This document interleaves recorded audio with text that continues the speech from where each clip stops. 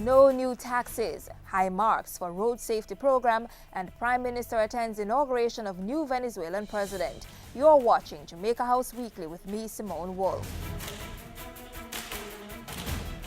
The Portia Simpson-Miller-led administration made good on its promise Thursday when it announced in Parliament that there would be no new taxes on the books for this fiscal year. Finance Minister Dr. Peter Phillips delivered the administration's message as he opened the 2013-2014 budget debate. Instead of new taxes, the government will be ramping up its collection on existing taxes to support its $520.9 billion budget. Of the budget, $407.2 billion is expected to come from revenue inflows, $103.3 billion from loan receipts, and $10.4 billion from cash balance drawdowns. At the weekly Jamaica House press briefing, Information Minister Senator Sandra Faulkner outlined how the rest of the budget debate would be formatted. This Tuesday, Opposition spokesman on Finance Audley Shaw will present, followed by the Minister of Science, Technology, Energy and Mining, Philip Paulwell, and Opposition spokesman on Tourism, Edmund Bartlett, on Wednesday.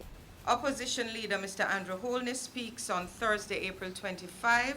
On Tuesday, April 30, the Most Honorable Prime Minister will speak to the nation. On May 1, the Finance Minister will close the budget debate, after which the sectoral debate will begin. Meanwhile, Senator Faulkner updated the public on the deliberations of Cabinet this past week. The Information Minister disclosed that a team from Jamaica headed by the Finance Minister was in the United States to attend the 2013 spring meeting of the International Monetary Fund and the World Bank groups. Dr. Phillips and his team were expected to continue formal discussions with critical stakeholders on the government's plans for macroeconomic stability, growth and development. The country was also told that Cabinet had approved changes to the Proceeds of Crime Act and the money laundering regulations to meet international requirements. It provides a more comprehensive and effective scheme for the forfeiture of the proceeds of crime and the prevention of money laundering.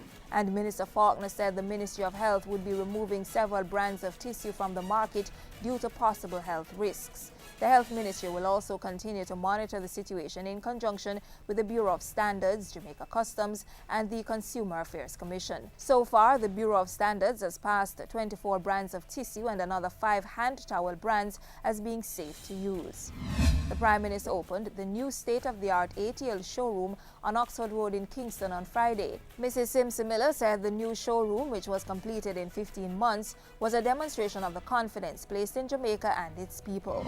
Jamaica's road safety program received high commendations last week during the 5-day visit of His Royal Highness Prince Michael of Kent. At a ceremony on Wednesday, Prime Minister Portia Simpson-Miller collected the Prince Michael International Road Safety Award on behalf of the National Road Safety Council, the NRSC. The award recognizes outstanding achievement and innovation worldwide. Mrs. Simpson-Miller, who's chairman of the NRSC, said she would be moving to enforce stiffer penalties and expand the charges for traffic offenses. We will not rest on our achievements. Jamaica has just launched our Below 240 project, but we are determined to reach and surpass our below 150 target by the end of the decade of action for road safety in 2020. Earlier, the Prime Minister attended a luncheon held in honor of Prince Michael at King's House. She later welcomed the Prince to Jamaica House, where he commended Jamaica on its impact on road safety and sports. Prince Michael also praised the National Road Safety Council for the high-quality work it was doing and expressed the hope that the initiatives would extend to other parts of the Caribbean. In response, Mrs. Simpson-Miller congratulated the Prince on his road safety advocacy works and said the country would be happy to lead any Caribbean road safety program. The Prime Minister also took some time last week to fly to Venezuela for the inauguration of President Nicolas Maduro on Friday. Maduro was voted in by the people of Venezuela following last month's passing of Hugo Chavez. The Prime Minister also made her presence felt at the Thanksgiving service of business icon and philanthropist Maurice Facey on Tuesday. Mrs. Simpson-Miller greeted members of the Facey family, verbally sharing her condolence message. And the courtesy room at the office of the Prime Minister was a flurry of activity this past week as several guests paid visits on Mrs. Simpson-Miller. On Tuesday, the Prime Minister received the French ambassador, who delivered a letter of invitation from the president of the Regional Council of Martinique. Wednesday saw Mrs. Simpson Miller meeting the contestants of the Miss Jamaica Global International Competition. She encouraged the ladies to strive for excellence even beyond the May 11 coronation show. And on Thursday, the Prime Minister thanked Robert and Catherine Grandy of Gebers Farms, the single largest employer of Jamaican labor overseas, for their continued support of the island.